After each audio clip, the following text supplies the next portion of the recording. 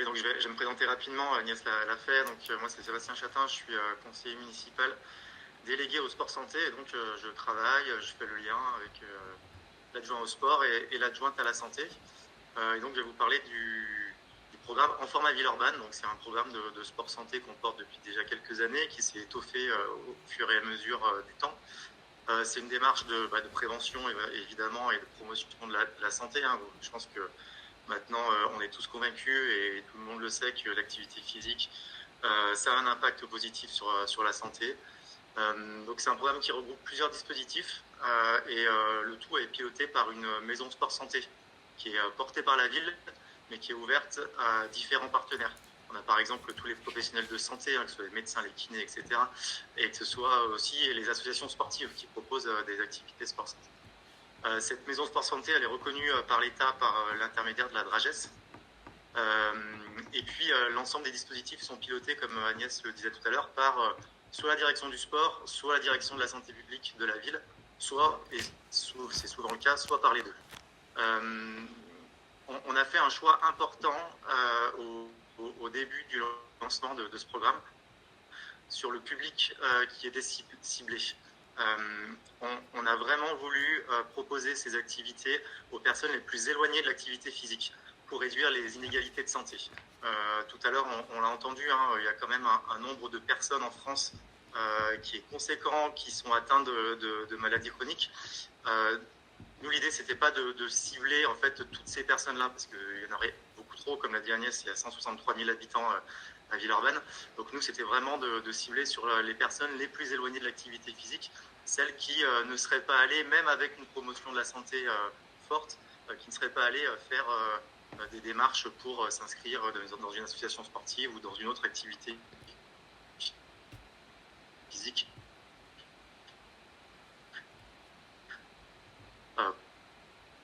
Portée par exemple par les centres sociaux, etc. Donc c'est vraiment Alors, visiblement, Villeurbanne, ça doit être une grande ville, mais mal connectée. Continuer l'activité physique après la prise Sébastien, on t'entend plus trop. Désolé, ça a coupé. On t'entend plus. Oui. Je reprends un tout petit peu avant alors. Ouais. La dernière phrase. Donc, voilà, c'était juste que un des objectifs également, c'était que les bénéficiaires puissent continuer l'activité physique après la prise en charge par les éducateurs de la ville. Donc c'est là où la notion de réseau elle est importante, c'est-à-dire qu'il faut faire du lien avec les professionnels de santé et aussi avec les associations sportives ou les centres sociaux ou d'autres acteurs qui pourraient proposer de l'activité physique après la prise en charge de ces bénéficiaires. Et je précise au passage que tous les intervenants de ces dispositifs sont des enseignants APA, donc activité physique adaptée. Alors je peux lister rapidement les différents dispositifs qui sont dans le programme En format Villeurbanne. Donc on a pour la petite enfance le programme PACAP, donc qui est porté par une association dans les centres sociaux de la ville. Donc ça se tourne surtout autour de l'alimentation saine, de la promotion de l'activité physique. Voilà, pour les familles les plus éloignées encore, on va dire, de ces notions-là. On a un grand programme En format l'école. Alors Agnès en a parlé tout à l'heure, grâce aux infirmières scolaires de la ville, qui repèrent notamment les enfants qui sont en situation de surpoids ou d'obésité. Et donc on a des dispositifs, le passeport santé, ça c'est plutôt pour les enfants de CM1, CM2. Et puis on a lancé cette année le petit passeport santé. Alors là c'est directement pour les enfants qui sont repérés en grande section de maternelle. Donc avant que les choses s'empirent, on va dire, on essaye de travailler avec les familles et les enfants dès le plus jeune âge. Donc on a à peu près entre 60 et 70 enfants qui sont concernés sur la ville de Villeurbanne par ces activités-là. Une activité également sur le périscolaire du mercredi matin avec un dispositif Je bouge. Donc là, c'est aussi des associations sportives qui interviennent pendant le périscolaire pour promouvoir l'activité physique auprès de tous les enfants de la ville. On a un dispositif qui s'appelle En forme à tout âge. Donc là, c'est plutôt pour les seniors. Alors, ça se passe dans les résidences autonomie.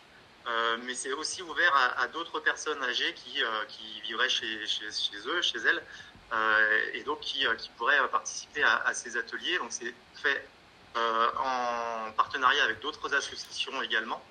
Et puis là, c'est tout le travail en fait qui est autour de la prévention des chutes, autour du travail sur l'équilibre, etc., etc. Un grand dispositif aussi qui a été lancé il y a quelques années, c'est En forme sur ordonnance. Alors là, c'est du sport sur ordonnance, que je pense que vous en avez entendu parler. Donc ça, c'est pour les patients souffrant d'ALD, donc avec une ordonnance d'un médecin. Donc là, la notion de réseau, elle est hyper importante.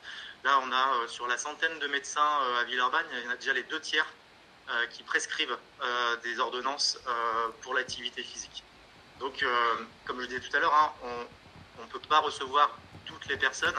Et donc, c'est un vrai travail avec les médecins pour qu'ils puissent cibler en amont les personnes qui seraient concernées par nos dispositifs. Et puis, je parlais de réseau, donc ça, c'est avant la prise en charge. Et puis, après la prise en charge, donc, on travaille avec une dizaine d'associations sportives qui proposent des séances sport santé à la sortie du dispositif, donc en forme sur ordonnance. Sur ce dispositif, on a une file active d'environ 70 personnes. Et la bonne nouvelle, Agnès parlait tout à l'heure de financement, c'est effectivement très important. C'était porté à quasiment à 100, oui, pas quasiment, à 100% par la ville de Villeurbanne. Et depuis quelques mois, on a lancé un partenariat avec la CPAM pour que justement ces prises en charge puissent être partagées. Voilà, on va dire partagées. Donc ça, c'est un point très important parce que je sais qu'avec mes collègues élus d'autres villes du réseau des villes sport santé, ça fait quelques années qu'on travaille là-dessus, effectivement, pour que ça puisse être financé au niveau des CPAM. Et puis d'autres dispositifs, comme En forme dans mon quartier, où c'est une organisation de marche hebdomadaire dans les 5 quartiers prioritaires de la ville.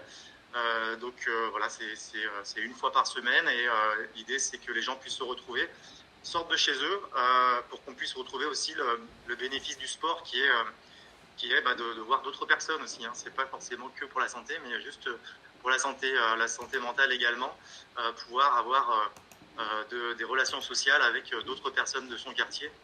C'est important, et en tout cas ça c'est apprécié par les bénéficiaires. Et puis pour terminer, un autre dispositif qui est En forme au travail.